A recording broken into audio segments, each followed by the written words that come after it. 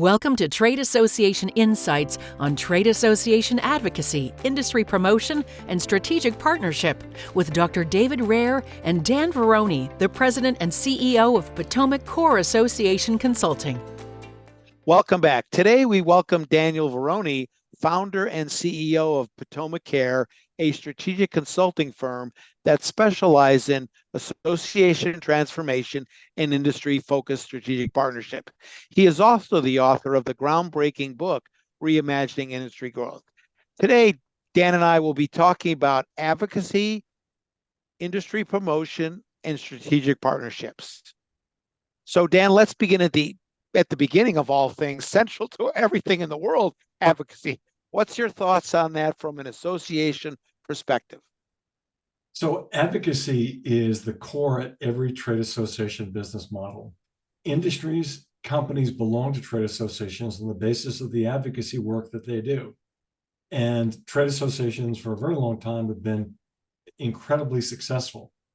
The difference nowadays, David, as you know, in the world that you live in, is that we're polarized. Republicans want to go in one direction, Democrats the other.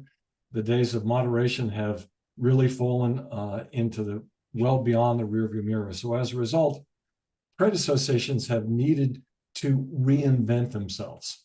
And what was interesting coming out of COVID and actually going through COVID was the manner in which that trade associations really evolved their strategic partnerships.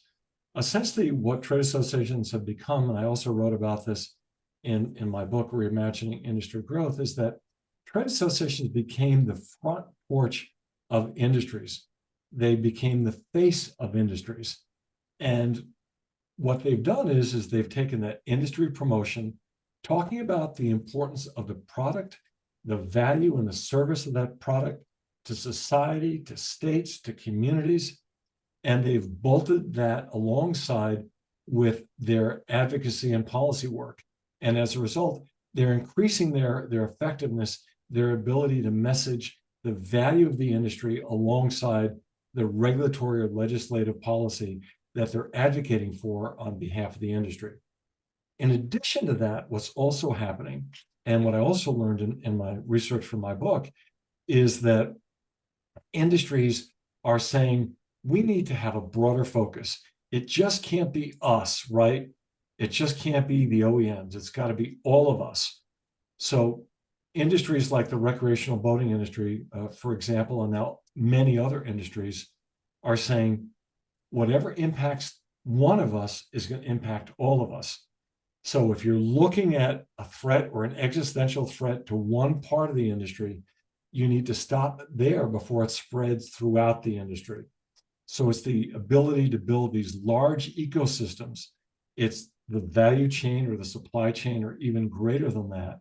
It is an ally base that far extends the industry reach, gives you the leverage you need, regardless of the party in power, to either impact something on a negative basis or to proactively move forward with legislation or regulations that are going to favorably impact the industry. I think that's a great point, Dan. I know, if I'll just mention this very quickly, I know for years I look at all these associations and they're telling me about, we have these programs, we're renting cars, we're giving bus passes out to people. I'm like, none of that matters. The only thing that matters to you, as you said, is advocacy, because that's what the members can't get themselves, unless they hired lobbyists, and a lot of people don't know how to do that. So when you represent the beer wholesalers, the broadcasters, the bricklayers, whoever it is, you give them defense before government or advocacy before government to enhance their industries, which makes everyone grow and which makes everyone more employable, frankly, which makes everyone more wealthy, which is a good thing in America. So this bolting on of promotion of industry, have you seen that then dramatically change? And are there more industries that kind of get it and see it as a fundamental thing that they do? And what would be some examples of that if they come to mind? So one would be, as an example, the frozen food industry. The frozen food industry partners with the retailers and with FMI, and they've developed this actionable research. And this research is called The Power of Frozen. literally highlighting and outlining what really matters, what the value of the frozen product is. And what they do is they share this frozen food information with food retailers. And what this report also does is it helps the retailers understand what frozen products that consumers are willing to buy. And in doing so, it helps grow consumption of frozen food products. That's an example of industry promotion. So yeah, and it grows probably the value to the customers and the grocery stores as well. absolutely. So Yeah, think of the win.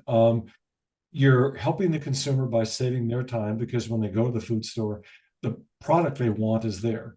You're helping the retailer who is operating in a very tight margin environment move more product because they know what it is the consumer is going to buy. And ultimately, you're helping the frozen food industry because they are going to make products that are going to help the retailers and help the consumers. So that is what I would call the trifecta, the win-win-win. yeah, yeah, that's true. And then Dan, so this is spreading among associations who kind of are getting the new reality of the day. Does it also then strengthen their advocacy team in Washington or in the state capitals if they face issues? Yes, it does. And here's how and here's why. So for a very long time, David, so as you know, and then I know with myself growing up professionally at trade associations, that there was the push on advocacy and getting policy or regulations enacted or prevent them from being enacted. Now, what industry promotion does is it puts a face and it puts an industry and it puts employees around the industry products. And when you go forward to regulators or legislators, whether it be at the state or local level or at the federal level, they've got a much better understanding of who you are, what you do, where you operate, how you operate, the jobs that are involved, and so forth. It creates a much more powerful dynamic for the trade association to really drive policy on behalf of their industry. So, right. It sounds like it gives them more lift. Incredibly, Yeah, incredibly yeah, more. yeah. So examples of that would be, so the asphalt pavement industry. The asphalt pavement industry, what most people didn't know, what they have a much better of idea, is that almost 95% of the product that they put in the ground are recycled. It's from an engineering perspective, it's much better for your vehicle. It's much safer overall. So the National Asphalt Pavement Association, the Asphalt Pavement Alliance, and their other strategic partners are continually promoting the value of asphalt. It helps them with regulations, it helps them with legislation, and again, it helps them tell the story. What industries are doing far better today through their trade associations than they were compared to 5 or 10 years ago is they are doing industry storytelling. They're telling very effective stories about the industry, the value it delivers, how safe they are, how many jobs they're delivering, so on and so forth.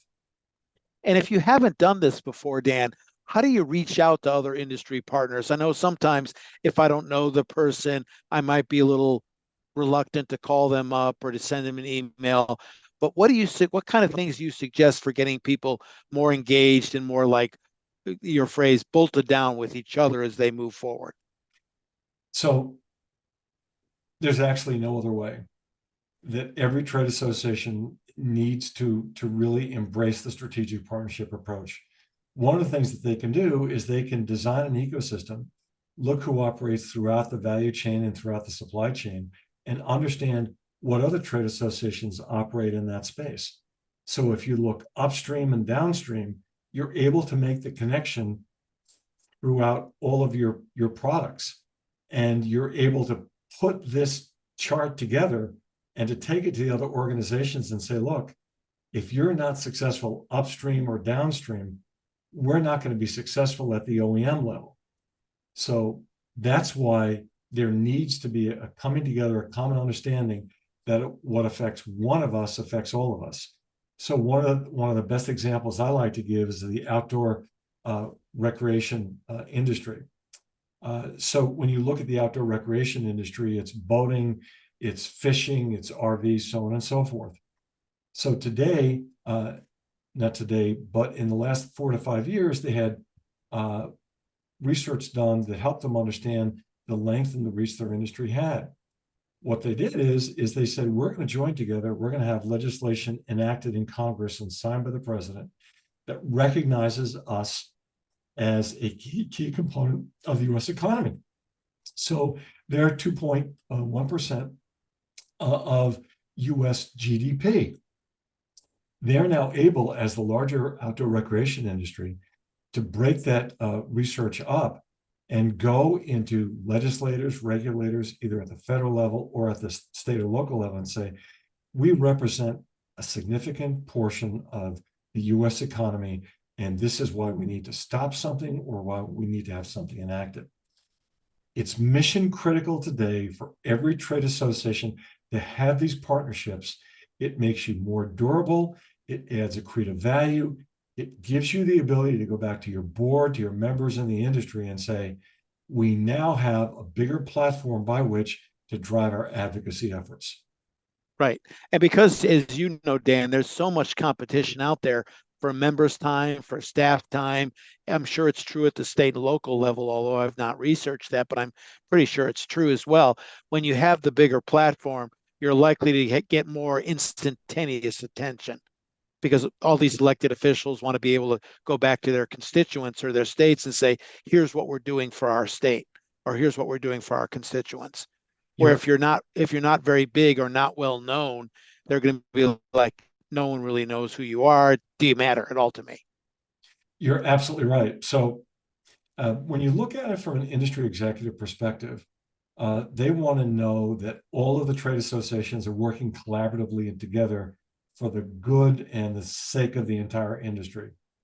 For a CEO and for senior managers and for those who lead advocacy, this gives them the ability to tell a more powerful story because they say, we're not just participating in coalitions, we are building a larger ecosystem that over time will far extend the industry's reach and give us greater leverage to achieve the types of advocacy and policy outcomes that will make a difference, that will change the game for the industry.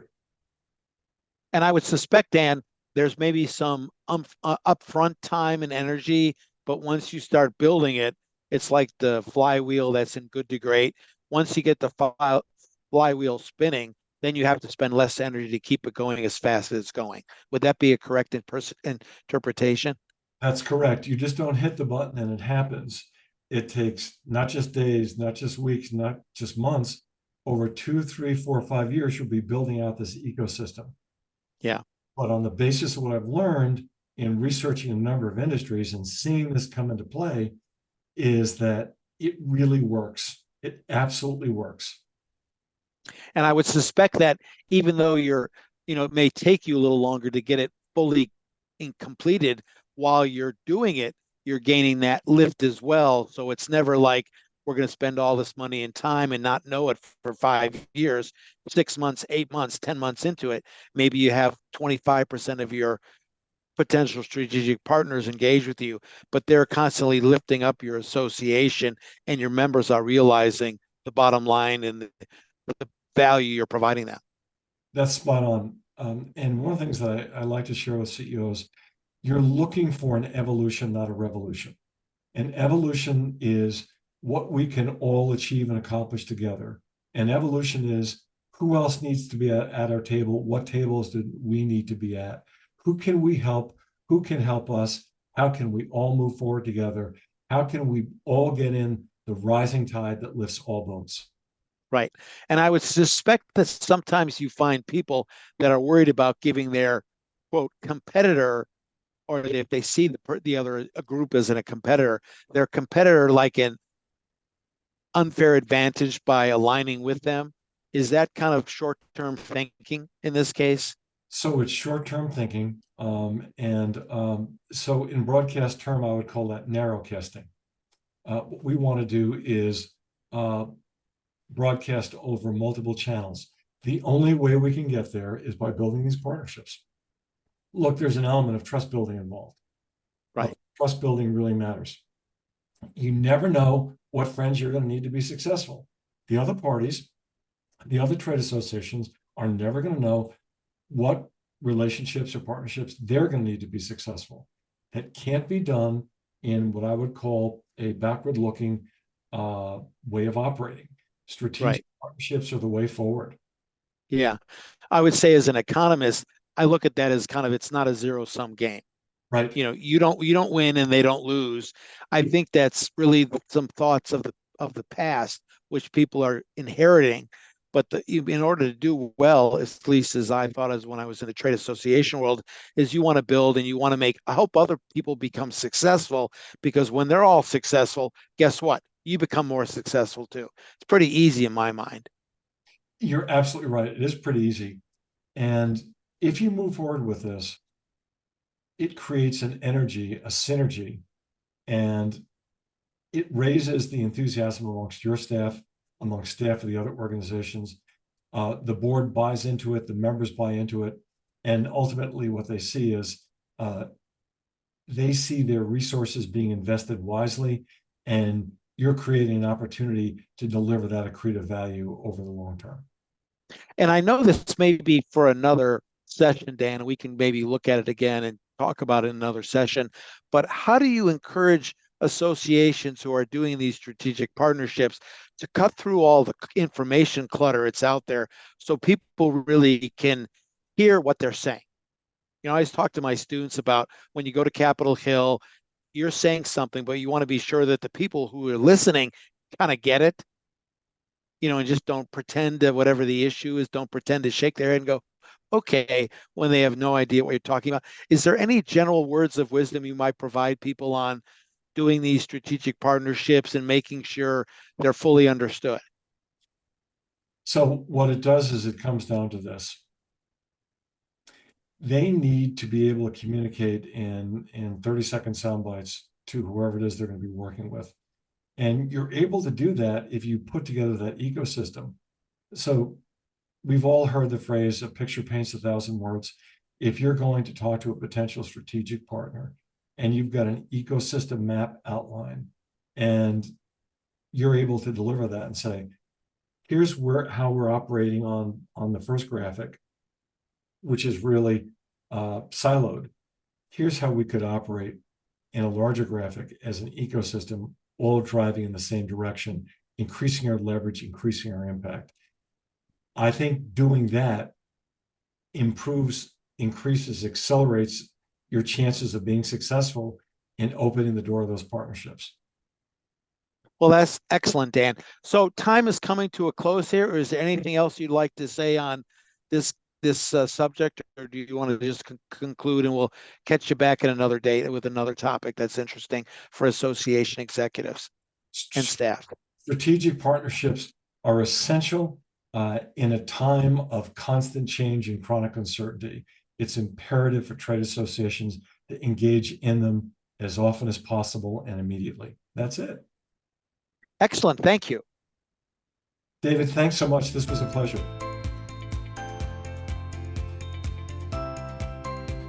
Thank you for listening to Trade Association Insights on Trade Association Advocacy, Industry Promotion, and Strategic Partnership with Dr. David Rehr and Dan Varroney, the President and CEO of Potomac Core Association Consulting. For more information, please contact team@potomaccore.com.